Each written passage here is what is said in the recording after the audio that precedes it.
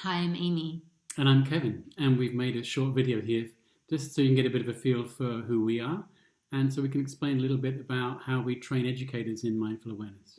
We are educational consultants and co founders of MindWell Education, and we work with whole school communities in bringing well being to them through mindfulness and social emotional learning.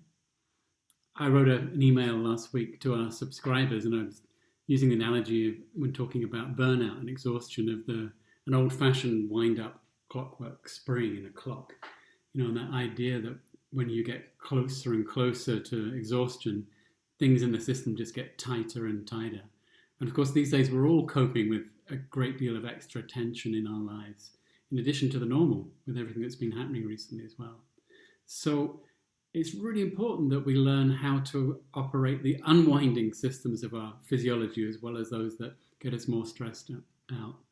And so I just wanted to share a screen here with you to make that point of the autonomic nervous system having the sympathetic nervous system, this bit in red here, which is the body's gas and acceleration operation. So when we need energy, when we need courage to do something, or when we're anxious about things too, we are given extra hormones and energy in the body. But we also have a braking system. This is the blue part, the parasympathetic nervous system. And this is the system that helps us to slow down, to rest, digest, and to restore ourselves. And of course, as I was saying, these days, you can see in this little graph here that we tend towards the sympathetic nervous system, the gas pedal being down too often, and not enough of the resting and digesting. So knowing how to access that for ourselves and for our students is increasingly important. And so we need to be quite intentional, actually, around engaging our parasympathetic nervous system. And there are ways that we can do this. And it's really helpful when we can figure out what it is that works best for us. It could be, taking a warm bath or going for a nice long walk. It might even be hanging out with friends. But there are ways that we can actually engage that system that Kevin was talking about to help bring the body back into balance. It naturally wants to be in balance, and we have the mechanism to do so. But it's not always easy to do that. The breath is another way that we can, for some people, that we can use to help get that parasympathetic nervous system engaged. And I want to share with you actually a short breathing practice, breath practice that we do with teachers and young people, and we've done it in our trainings. And it's first to, if you want to play along, it's first to imagine that you have a cup of hot chocolate, right? And it smells so delicious, really chocolatey. So you inhale through the nostrils, through the nose, to get a sense of that smell of chocolate. But it's too hot to drink right away, so you need to blow on it. You have to exhale through your mouth, really gently though, so it doesn't blow everywhere, right? So it's inhaling that delicious chocolate smell and exhaling gently through the mouth.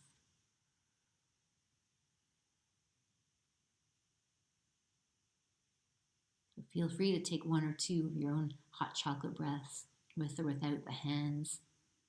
Inhaling through the nostrils and exhaling through the mouth gently.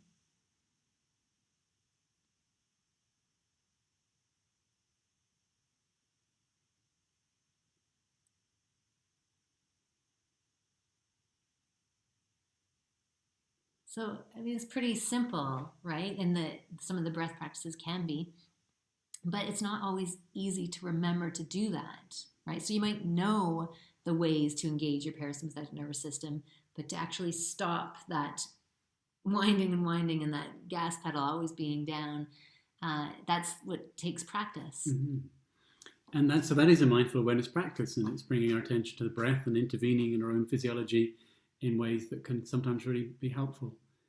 Mindfulness is becoming pretty popular these days. When we started doing this with schools about 12 years ago, it really wasn't known in education, but now it's pretty big in the world in general. It's becoming a little bit more known in education these days. And we feel now that Amy and I have had many years of working with educators literally all around the world to help them find ways to bring this into their own lives for self-care and then to bring it into working with the children that they're teaching too.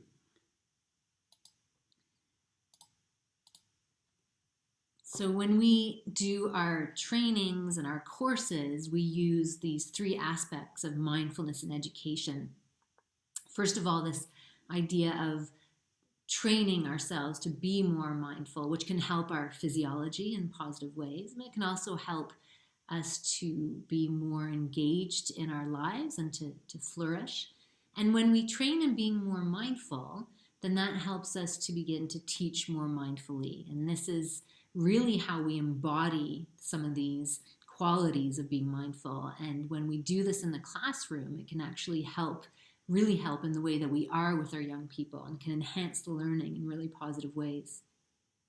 And then these two can act as a foundation for then going on to train young people in skillful ways. We can then teach young people mindfulness as well.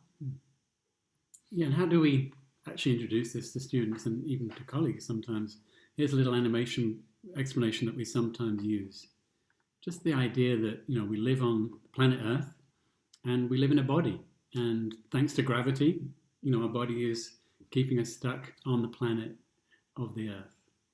In addition to our body and heart, of course, we also have a mind. And we know, don't we, that our mind can be very busy a lot of the time. It might be thinking about something that happened yesterday or a long way in the past and just remembering that. Or it could be focusing our thoughts on something that is coming up in the future that we're excited or worried about. And of course, the mind can also be chattering away kind of in the present moment, like a commentary on what's happening now, judging and making all sorts of remarks and self-judgments too about what's happening to ourselves and other people. It's a very busy place, and getting to know that busyness of the mind and all the beautiful things that we can do with our thinking powers too is really just one big part of mindful awareness training. And sometimes we can also notice that our head can get so full of thoughts and that we get so preoccupied with something that's coming up that we're really worried about or thinking about a lot. It's almost as if our body loses contact with the planet and we just get lost in this thought stream. And it happens periodically to many of us. So the training in mindful awareness is when we notice that, when there's unhelpful thinking that's happening, can we find ways to just bring our attention back to the body, to bring the mind to focus on the body and on sensory experiences, to give us some kind of anchor in the present moment. So it's these anchors that we can use in a way to help us feel more connected to our lives. And you can even try that right away now, perhaps. See if you can just let go a little bit of the screen at the moment and turn your attention away from the computer and turn your attention to any sounds that are coming to you. So there's the sound, perhaps, of my voice that you're hearing. And just see if you can notice any other sounds that are close by.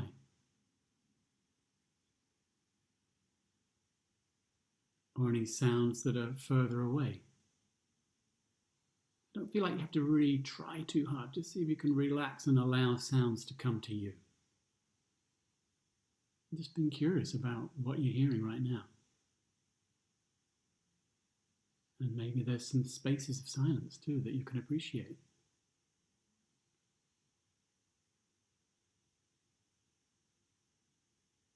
Sounds can be an anchor for our attention.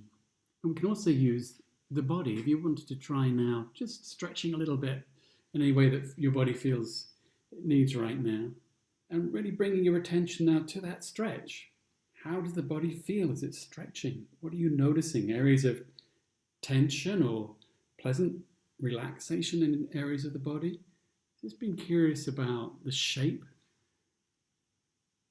the way that you're sitting right now. Seeing if you can maybe drop that spotlight of attention down to your feet. How do your feet feel right now from the inside? You might have socks or shoes on, so just noticing them around your feet perhaps. Becoming aware of the connection with the floor beneath you.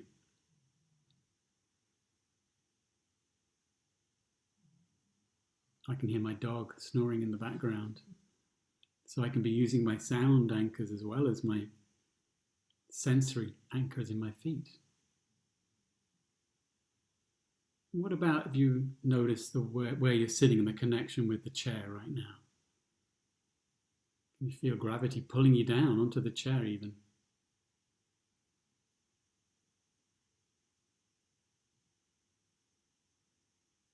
What about your hands?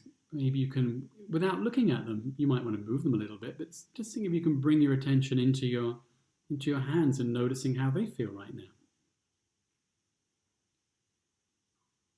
The backs of the hands, the palms of the hands.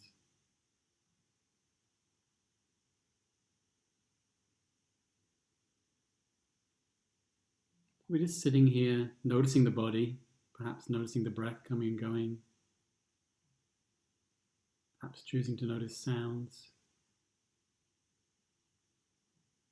Tuning into our experience in this moment.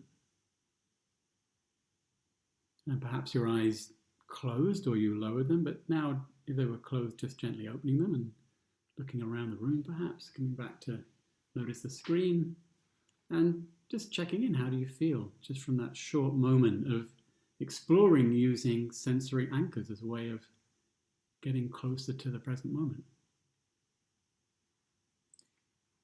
With mindfulness, a lot of people think it's, about the mind, which of course it is, because we're using it to help train our attention in some ways.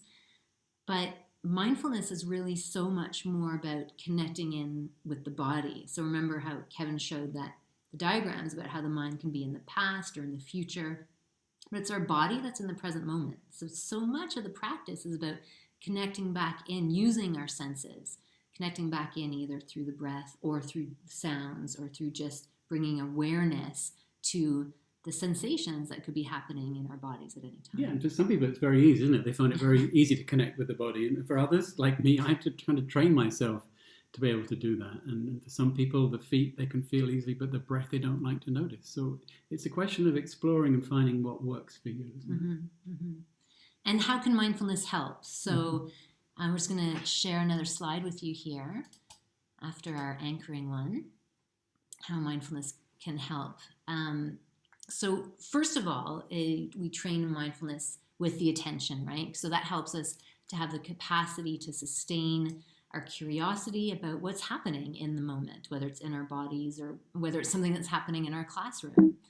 And also, there's awareness of physical, emotional, and mental events. So we become more familiar about how the body is feeling, what emotions might be present, and what thoughts could be present as well.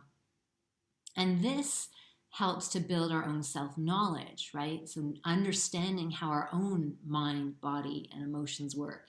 And then, for example, being able to notice recurring thought patterns, perhaps some that might not be helpful, and we can train to work with these. And then these breathing and grounding techniques, even like the ones we've done with you on this video, help us to calm and center, to bring that parasympathetic nervous system back online, right? To help to calm and center ourselves. And when we do this, when we calm and center ourselves, then we're giving ourselves the possibility of having a bit more space and time, even if it's really, really small, to respond to situations rather than to just react sort of unconsciously to them. And then all of these build up to help support us with the possibility of being able to cultivate our empathy more, certainly in understanding ourselves better, and then also being able to understand other people as well. So mindfulness, for some people might say that it's just a very individual practice, but in fact, the more we learn about ourselves and how we function, the more then we be able to understand how others work as well.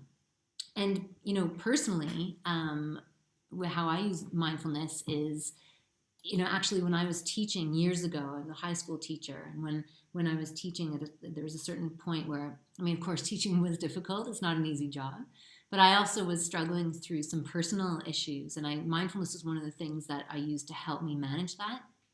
And then I noticed how I was using mindfulness in my personal life, but I noticed how it impacted the classroom in terms of how I felt more calm and happier in the classroom and even more connected with my students.